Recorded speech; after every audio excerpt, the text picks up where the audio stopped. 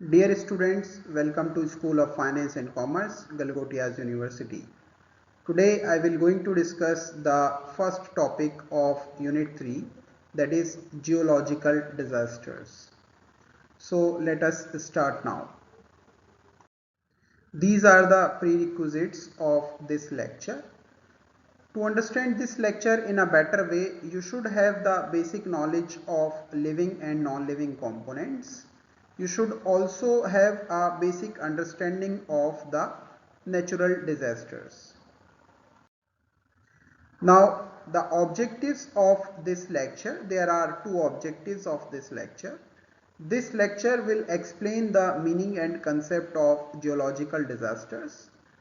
With the help of this lecture, the students will also get to know about the various geological disasters such as avalanches, landslides, earthquakes, volcanic eruptions and floods. Now the contents of this lecture which we would be moving upon. So initially we will discuss with the avalanches, then we will discuss about landslides, and then we will move on to the earthquakes, then we will discuss volcanic eruptions, and finally we will discuss the floods. So let us start with what is disaster. Disaster is any sudden accident or a natural catastrophe that cause great damage or loss of life. So disaster is, as we all know, is not a good thing. Now what are geological disasters?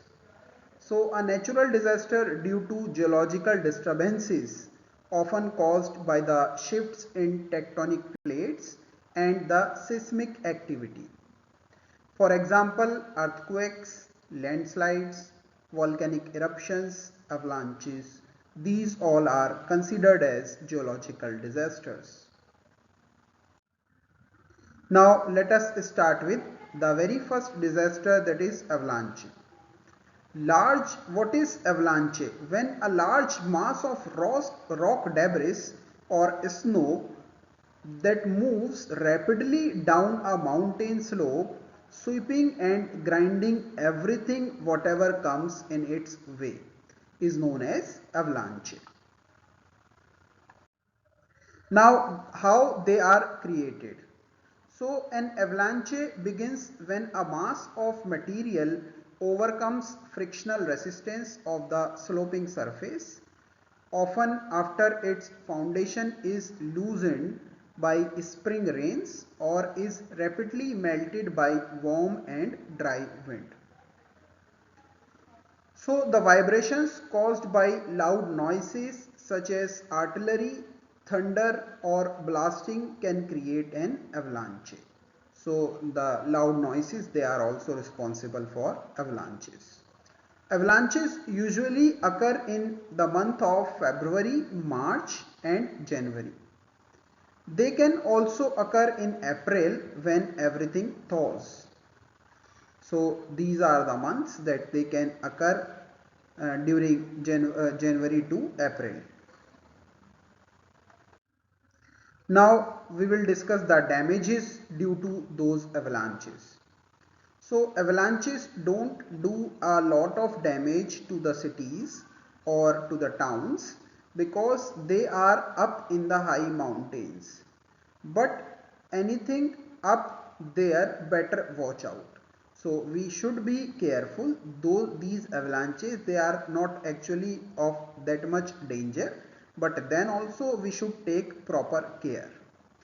Avalanches bury mountainside homes and destroys the forests. They also take down the radio towers and lodges that are in its path. So everything whatever comes in the path of that avalanche takes all of them down. Avalanches also take away people's life, especially skiers who are taking a trip down the mountain.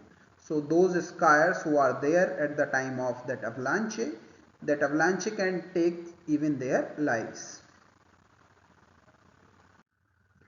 Now let us discuss the second geological disaster, that is landslide. So we will discuss what is landslide. So a landslide is a catastrophic event where a block of earthen mass it slides downhill. It caused significant loss of life and billions of dollars are spent on this each year. Then how landslides can be predicted? The prediction of landslides.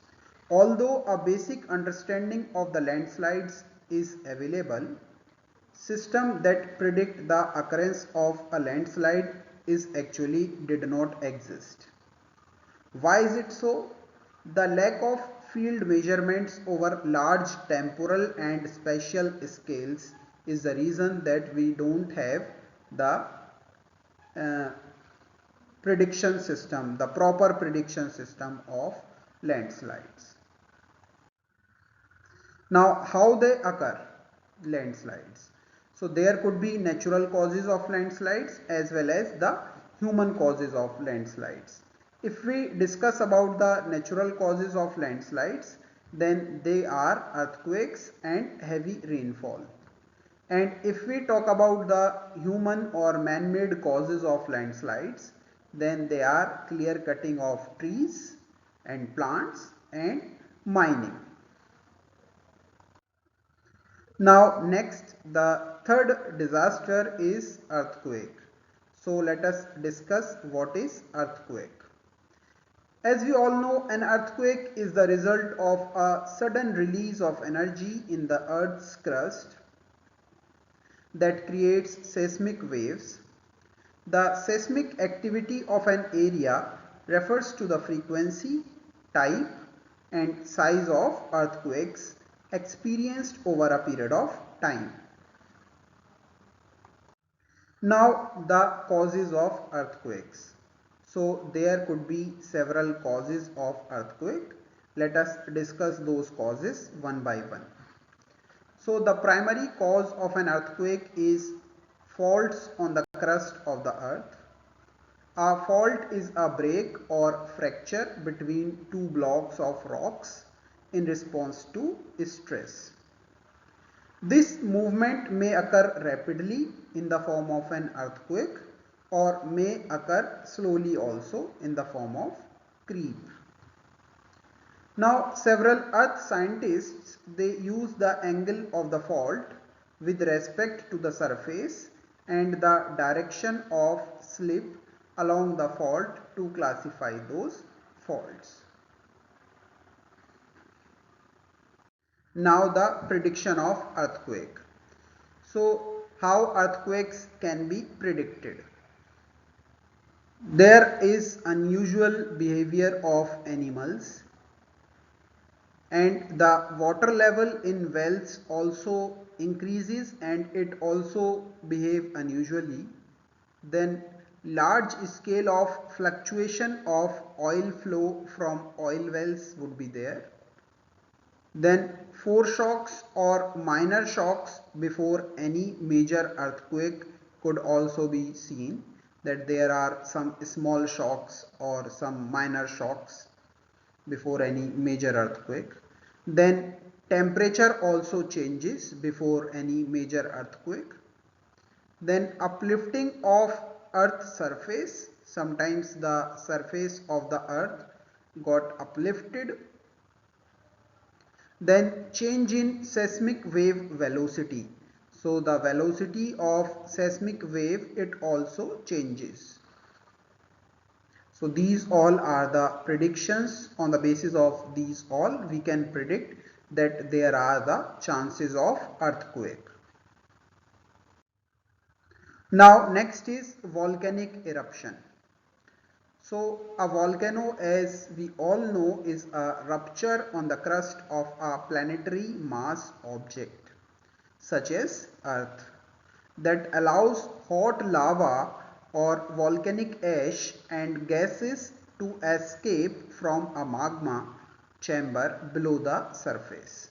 So the huge amount of hot gases and hot lava, it comes out from the earth's crust. Then causes of that eruption.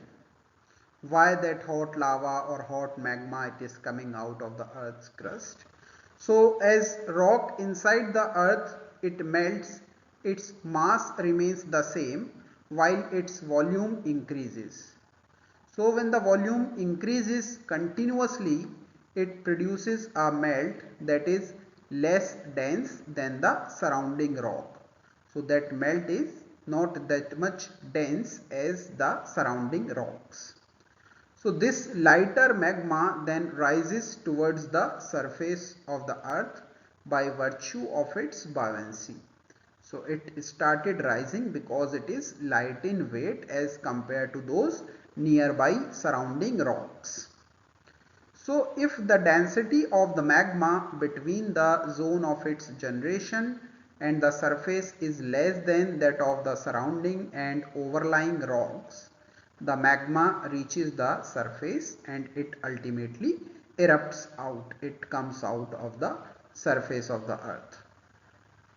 So this is the cause of eruption, how that lava, hot lava or hot gases, the magma of all these comes out of the surface of the earth.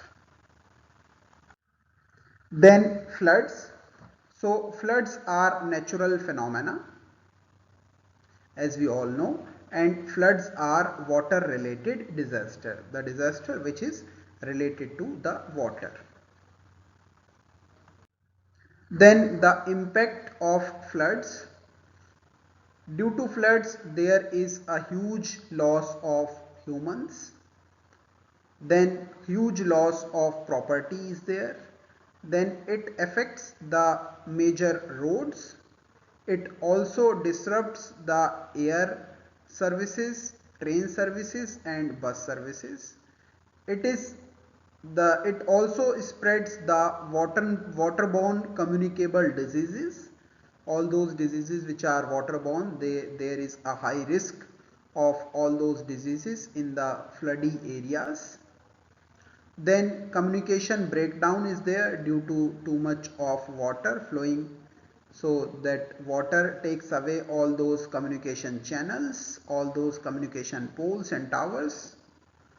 Then electricity supply cut off, electricity is also being cut off, so no supply of electricity is possible in the floody areas. Then economic and social disruption is there. So economically it is very bad because it causes huge losses to the economy, and socially also it is bad. Social disruption is there in case of floods. Then ultimately these floods they cause the water pollution and air pollution, and they increases the level of these both pollutions. So these all are the references from which the material has been taken to prepare this lecture. Thank you so much for patience listening. Now if anything is not clear to any one of you, or you want to seek more clarification, more discussion on any of the topic, then please feel free to contact me at any point of time. Thank you once again.